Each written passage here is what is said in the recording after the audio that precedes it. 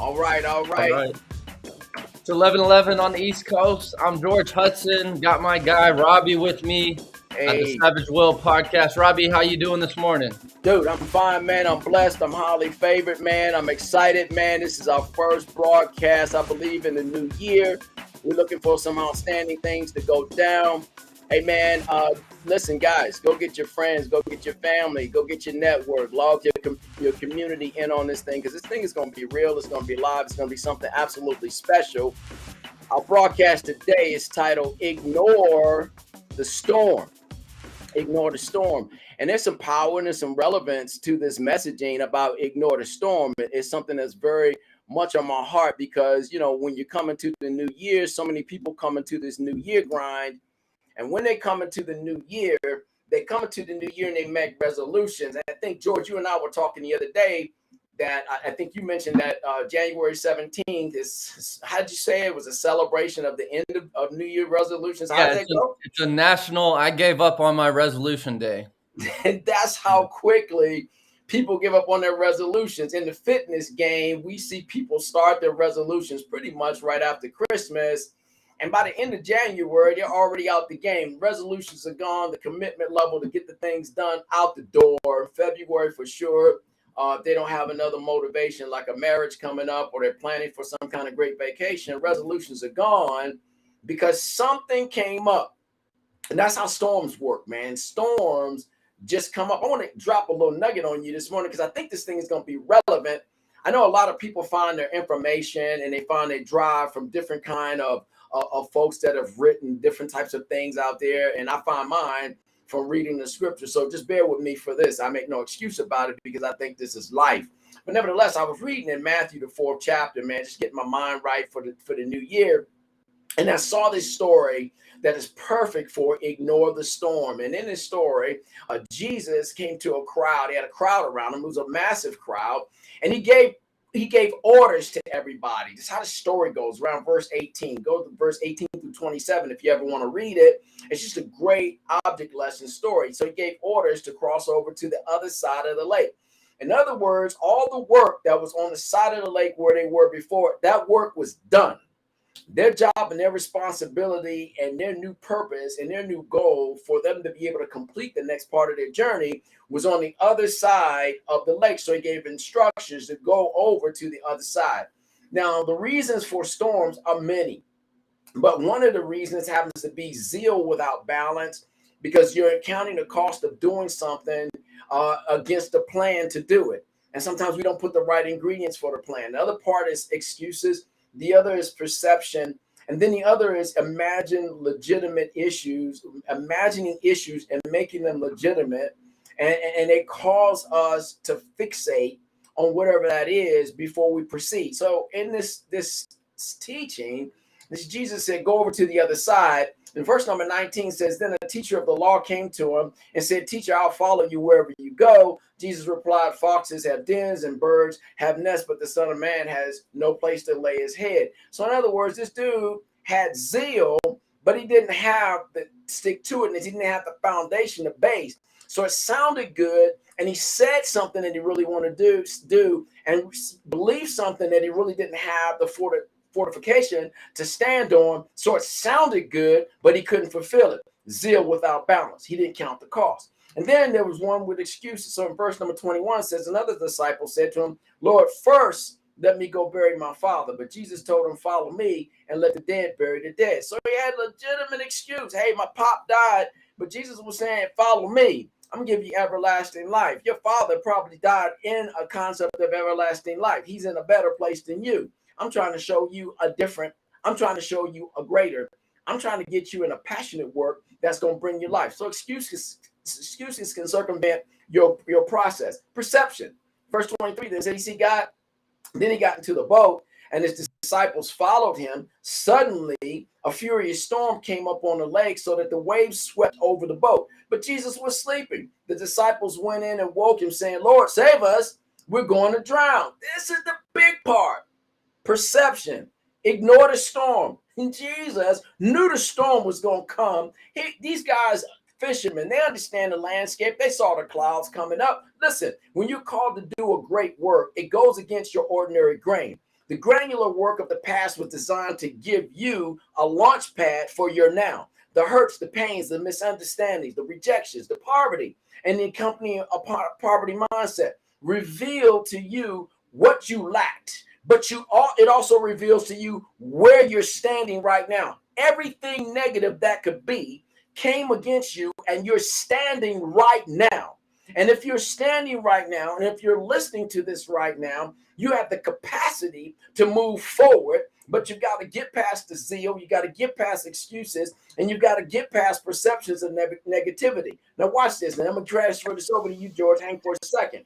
Now the goals and the promises you seek are obtainable if you keep your laser focus on the prize. See the end before the beginning. You got to see the end before the beginning, and you got to allow the past to sleep forever. You have a new world of hope to build. You have faith and you have love to support it. Your passion has got to be the fuel for your new creation, and doing the dream work so that it can fulfill itself. Man, if you don't have passion, and if you don't have a drive, if you can't see past the prep work that was given to get you ready, you'll never make it. So watch this. Jesus comes to them when they have this imagined legitimate issue of life, those who wish to fix on perception. He came to them and he gave a command regardless and against the perception. He replied, "You of little faith, why are you so afraid? You of little faith, why are you so afraid?" And then he got up and rebuked the winds and the waves, and it was completely calm. Watch this. Jesus calms the storm. The men were amazed and asked, "What kind of man is this? Even the winds and the waves obey him. Even the storms obey him." He was a man set against purpose. And he realized his purpose, and his purpose and his passion drove him. All the obstacles and circumstances and issues of life, and even the people that would support him in ministry, they were not going to stop his purpose and his drive. They were not going to stop his passion for what he realized he was built for, against all the obstacles that he already faced. He was built for this, and he knew he could get it done. George, right? Well, that's a great takeaways there. I think a couple things that stand out is you have to have observation without judgment. So you have to have that peace in the storm. You can't freak out. You can't pull out. You know the plan. You got to stick to it. You know what you need to do. You have to go with it, right? Yeah. Because there's going to be that resistance. At any point in time when you declare a plan, at any point in time when you decide that you want something that other people want, you want to attain this lifestyle that's desirable, there's going to be competition, there's going to be resistance, there's going to be not only other people going for the same results, but also there's going to be that internal competition. You know, as in any growth process, you're going to run into obstacles internally and externally. In my opinion, the external obstacles are just a projection of the internal ones, right? They're things that you've attracted into your life. They've gotten in the way, but they're there as teachers. It's not as if, you know, it's a bad thing and you're going to fail because you have obstacles. No, everyone that tries to do anything great has obstacles. So you have to remove that like ego judgment of, oh, I'm really struggling. I don't think I'm going to make my goal. Yeah. Maybe it's just not meant for me. I wasn't supposed to be here. All these excuses that come to your head and that just are noise. You know, you have noise. That's the storm you have to ignore. You have to remove your ego from the situation sometimes, right? That's powerful, man. Get that ego out of your process. Get that ego out of your grind. Get that ego out of your purpose. And get that ego out of your plan, because it'll circumvent you. It'll stop your next steps. It'll destroy your prep. Sometimes ego now can be a good thing when you're demanding results and you're like, I'm worthy of this. Sometimes you got to have a little oomph or a little ego to like fuel you sometimes. But everyone's journey looks different, and you got to have faith that what you want is already yours and that God's going to reveal the path to get you to where you want to be. So you got to George, I wonder on that point right there, if it's not, see, I think ego's overplayed. I think it's not ego. And I believe that confidence and ego are two different platforms. Yeah. If you're not confident in your proclamation, you'll use ego for your determination. That's flaw. So if you're confident in what you're sharing, if you're confident in what you're believing, if you're confident in what you're doing, that's not ego. That's confidence. That's a commitment that supersedes ego. Ego is this superinflated image of something, and it burns you. It'll burn you out because you have to keep fueling ego. When you're confident about a matter, you're steadfast, unmovable, you're abounding, you know you got this. It's a knowing. Confidence is a knowing. Ego is saying what you want to know, saying what you want to believe, and trying to make other people believe that. So you're spending a lot too much of your time trying to prove something to somebody, and then you end up giving your power to an audience so that they can affirm what you're trying to believe about yourself. When you're confident, you're not looking for an audience to affirm you. You're doing what you're supposed to do. You're going to make a crowd, and they're going to end up following you after a while because they're going to feel the passion and the commitment that the confidence of your life actually is. Go, George.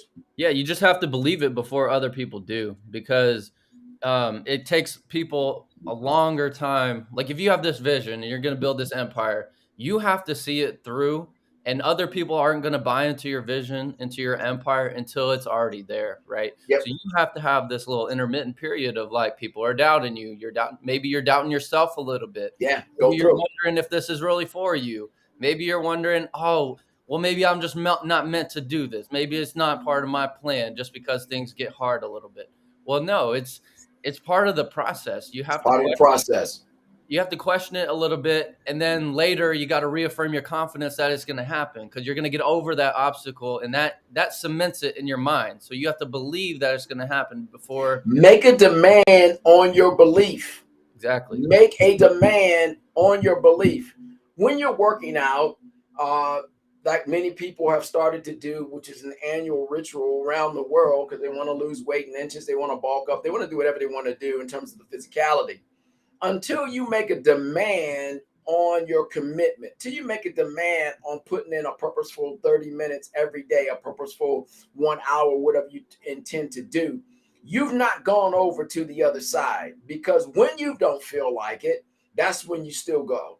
When you don't feel like it, that's when you still put in the 30 minutes. And then after a few minutes of not feeling like it, then those juices jump in and you continue that 30-minute workout, and it ends up being about 35 minutes. And you feel even better that you got it done against the fact that you didn't want to do it. So the munchable here is, and this is a key, a munchable key, go over to the other side.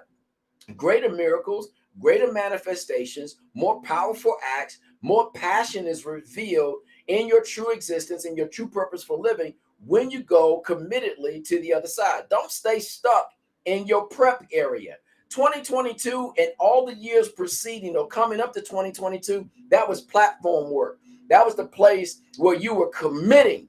That's the place where you didn't like doing the work. Now you already established yourself. Everything that could come against you, the biggest blows of your life came against you. Every place you wanted to quit, it came against you. But 2023 was designed and is designed for explosive manifestation in health and wealth and spiritual awakening and progress against storms and winds of distraction, which is designed to stop the uninitiated and get them out of the wealth game. Listen, do you deserve to have the wealth? You got to make that determination. If you're always given to distractions, if you're always given to storms and giving life to your storms, you're uninitiated. You haven't put the right kind of confidence. You haven't built the right kind of platform. And so maybe you'll need a little bit more of 2023 to get that done and then get it behind you. Because this year was built for health, wealth, prosperity, spiritual awakening. This year was built to get all the drains out of your life, and those who have committed to get those drains and those unreasonings and those fears and those whatabouts and those what ifs, those who have conquered those whatabouts, what ifs, and unreasoning fears, they're going to move, and they're already jettisoned into a noun that's job. Its job is to produce for you. Be committed to that. Its job, 2023, is given to produce for you, and it's going to schedule out everybody else that's still living in unbelief. 2023 is the horn of plenty, the year of the horn of plenty, the year of the plethora and the cornucopia poured out, the horn of plenty for abundance. for manifestation, for riches, for purposes with clarity, for opportunities, for sustainability. It's the horn of plenty year. It's plethora, it's passion, it's igniting those gigantic ideas that stretch you and cause you to sleep during your storms. They stretch you, and you know it's bigger than you. We already went through that. That's why we're here today. We already know about that. That's why we're here now. So we already know it's somebody that's coming because you already established the platform. It's somebody ready to bless you with money, bless you with finances, bless you with knowledge, which is greater in wisdom, which is greater than the money they can put in your pocket, so that when you build your platform will last. And then more money will come in because you're confident in what you've gotten. You're assured of what you've established. Now you're ready to ignite and go forward in it because you're passionate about it. And now people can see it and they're going to give into it. George, step to the mic, baby. I think the way to get there too is you can't be undecided, or you can't be half in. Like, most people don't succeed just because they're 40% in on whatever they're going for, right? Imagine if you put 90% of your time and effort into whatever journey or venture that you're going for, that's going to get you the results that you want to go, right? And then the other 10% is life, like that comes up, but in terms of trying to get the results that you want in life, you have to lock in and you have to be all in. You can't be divided. Divided attention doesn't get you anywhere, doesn't get you substantial results, doesn't get you, those long lasting, worthwhile results that people go after. And then when you're talking about resistance and obstacles in a journey, can't help but think of Jeff Bezos. Like, the dude started his whole idea on the internet bookstore when the internet was this brand new thing. No one knew what it was. No one had a clue that it was going to take over the planet. And this dude, you think he had resistance? Absolutely. And look at him now, Man, that's just, those are all great nuggets, man. So I look at this platform and see what is supposed to happen in my life. I'm like, listen, I've done this, I've done this, I've done this, I've done this, I've been through this, I've been through this, I've been through this. I've seen people sow this way, I've seen people sow another way, I've seen people run away. But the bottom line was, this was my journey. The bottom line is, they were affirming me because they were afraid of what I could become. Many of them, they were affirming me because they were like, I can't see what you're doing. I'm gonna try to block you from getting there. And then they see what's going on, and if they have the resources to do it themselves, they try to get ahead, but they can't, because there's a passion game also. It's a love game also. It's a clarity of purpose game also. And when I get a hold to those things, I know I have them. And I know that I'm supposed to do something because this is my journey and my purpose, my reason for being created. Then I continue to move forward. Now it's up to timing for it all to catch up to me, because just like I used to teach kids when I was coaching, I put my work in, put your work in, pay the man. Are you deserving of this grace? Are you deserving of this type of overflow to come into your life? And don't schedule it according to negativity and determine it according to negativity. Are you deserving? Yes. How do you know you're deserving of this time of prosperity and awakening and purpose clarification for you? Because it's 2023. You made it in against all odds. And you said, if I could just get to this year, you're here now. Now you got a responsibility. One, to create a new world. To create a new world for yourself, new thought process, new worldview, you need a new will. Number two, new peace. You want peace for your life? I was talking to somebody yesterday, and that person was like, hey, I'm 35.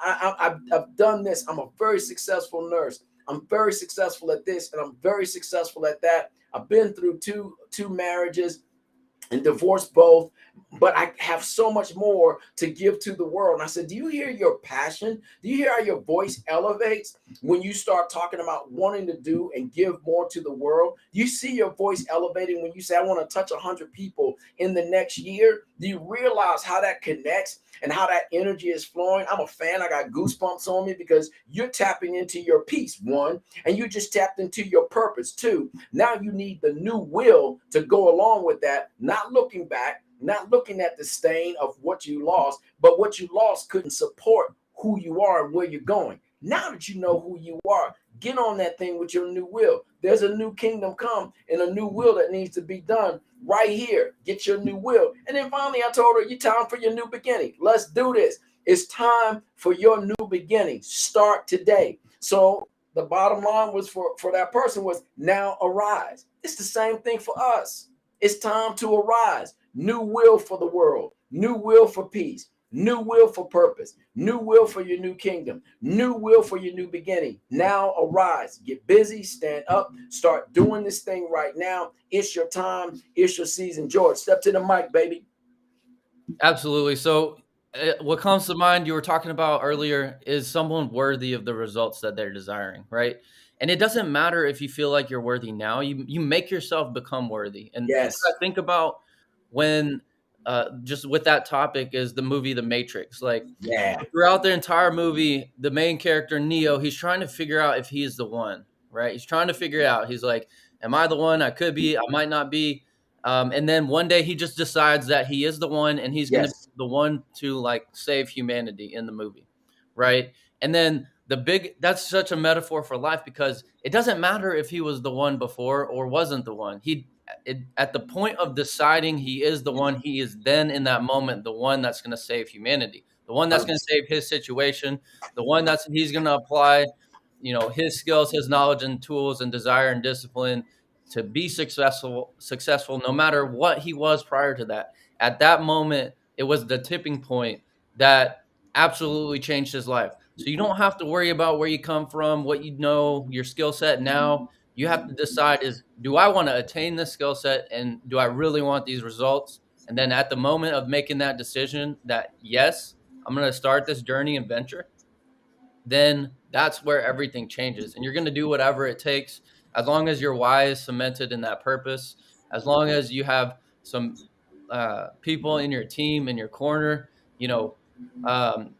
there's going to be that resistance. But obviously, once you make that decision, it's over from there. Like it's off to the races. It's how do I make it happen? Not what do I not have that's going to prevent me from getting there. It's how do I get over any obstacle that's going to be in my way because I've decided this is me. Right. And man, this new life, it consists of developing a strong will capable of compelling us to do what we do not want. And that's to have maturity in our life. And that's to have a passion that's exceeding abundantly above all we can think or imagine that drives us and says, yes, I can. Yeah, I am the Neo. Yes, it is me. I've come into my now. And that's what we have to have. And then from a scriptural perspective, it says, let this mind be in you. And so in letting this mind be in you, it's also one that says, I have food to eat that you do not know. And what this food to eat is, my food is to do the work that I was sent to do and to accomplish it. That's giant. That's my food. My food is not consisting of what I put in my mouth. It's not consisting of this plate that I lay before me. I'm already at the table of the Creator. I'm at the table of creativity. I'm seated at the table of those that have created and have gone before me. I've got a seat at the table because I've endured this much. And I now know I have the food to eat that other people do not know what it is. So I pass from languishing after something. And I've come to a reality that impossibilities are my possibilities. And I know I can do it. And I don't have to do everything everybody else is doing. I'm going to lock in on that one thing. So I'm going to change my thought life, how it's been going heretofore. And I'm going to change the direction I've been going in, how I've been kind of touching on this and touching on that. Now I'm going to move into fully committed. I'm going to move into that vein where it says accomplish, accomplish, accomplish. It is yours.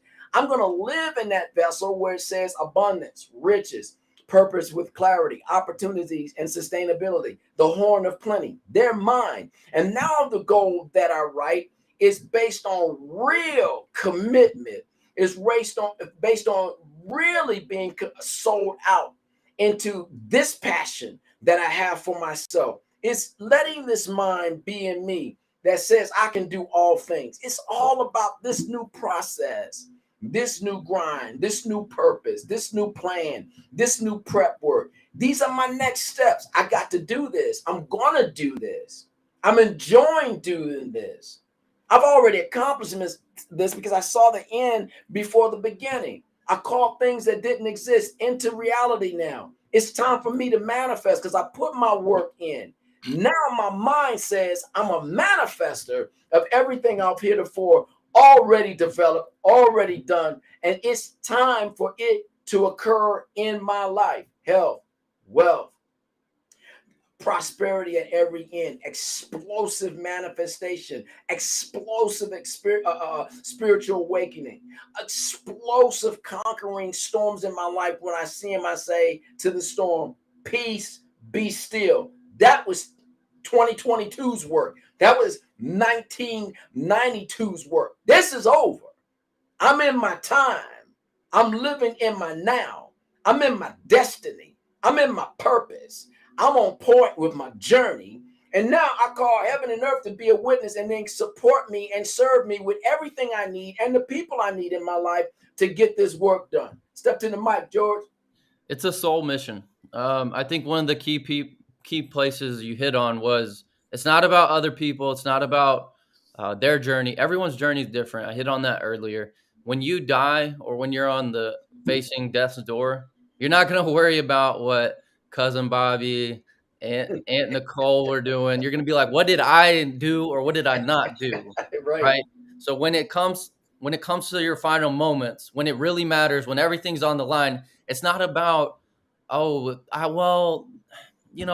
stars just didn't align for me. My ducks never got in a row, and when they did get in a row, somebody shot them. You Yeah. know, um, so it's those moments that really matter. We all have these moments in life, and then we go through a certain amount of autopilot, and then we have these like trajectory moments where we kind of see things clearly for a little while. We have to line up our daily unconscious or like autopilot life with those moments where we sit back and we're like, no, this is what I want my life to look like, and this is where I need to go. If I don't accomplish these things or this is my purpose, and I have to fulfill that before I'm like knocking before my time's over in this life. Those are the big moments where you really sit back and you're thinking about your why, what's important, what is my soul mission here, you know. So, and it's when you start thinking about other people, that's the storm, you know. Man, And I tell you, man, you're spot on, dude. I think about this in this context. As a visionary, I captured my vision, and I capture my vision and align it with my competencies. I write my plan, I create my business, I create my business model, I create my project for funding, I put my risk management pieces together, and I look at my benchmarking and I look at my brainstorming, and I brainstorm with other people, not for them to validate me, but I brainstorm so I can get some new feedback. And then I let my strategic thinker come alive, and my strategic thinker helps me leveraging data, helps me with data mining, helps me with people, and it helps me with creating user-friendly performance libraries that I can go back to and say, I did this, I did this, I did this, this is how I did it. So I've got data that supports what I'm doing. Then my strategic planner comes up, where I get my forming, storming, performing, and then transforming, finding every one slice, my one slice of genius, creating a mental culture, creating a soulish culture, creating an emotional culture designed for allowing me to play in this arena and win in this arena. And then finally, my concept architect comes alive. And in my concept architect, I've got my scope, I have my planning, I have my prep, I have my revenue and saving streams methodology for funding everything I need to do. So that allows me to go live. I can live launch my concept, my inceptions, and I understand what my latency is going to be, the test and my bandwidth against issues of life. I understand what it means to implement and re-engineer myself when necessary, and to train and develop and train the trainer and become a subject matter expert of me getting my goals done. This is my life. This is something I put my work in. And to your point, George, a little bit greater. The only thing that if I have a true fear about death, and it's not like a real fear, but it's this trepidation. See, I'm not afraid of death. I faced it. I'm not afraid of death. I'm really willing to make sure that I don't die not having done what my purpose was. That's the fear I have. And I think that's what you were partially alluding to, Yeah. George. It's not so much a fear for me as it is just knowing it's going to come and knowing those questions are going to hit me in the end, right? Yeah. And it's like anticipation more than like being scared and moving frantically and you know Yeah. running around like the sky's falling and Yeah. was it Chicken Little or whatever it is? I don't know. So but it just gives me purpose. Now I move with Purposeful. I move with skill. I take it gives the minutes meaning, right? So then now I have that drive. Everyone's looking for motivation. I don't think motivation's fleeting, but if you wake up in your purpose, you're going to do the work regardless. You're You going to get do the the work. work regardless of the storm, regardless of how you feel, regardless of your emotions, regardless of, what is going on, even, because your family disappoints you at times, your spouse or your partner, your relationship is going to fail you at certain times. It's not going to always give you that special ooey gooey cupcake stage feeling that it's not in the beginning.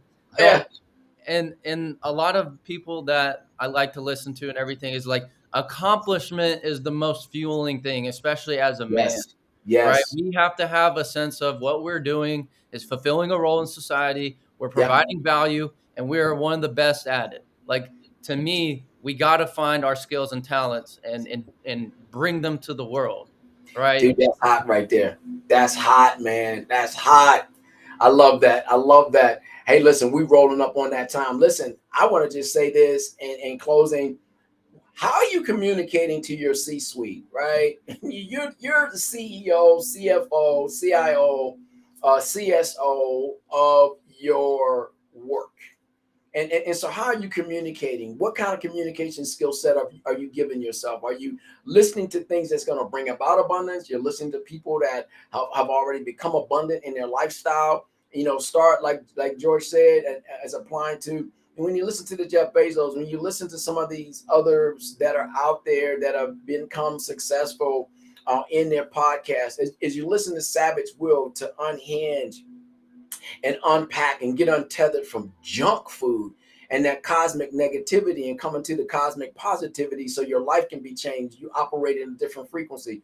Listen, this thing is going to set your mind free, and it's going to give you, from these positive places, a cross stream of effective result-driven communication skill sets. Mm-hmm. And once you start to apply those, then you become the entrepreneur, and the entrepreneur, your own buy-in gets richer. You become a greater stakeholder. You don't make somebody else the excuse for you not accomplishing. You become the greatest shareholder. You don't make some excuse for not getting a particular work done. You become the product owner, and your culture is for delivery and sustainability. And that's the matrix that you live off of. Man, you become it.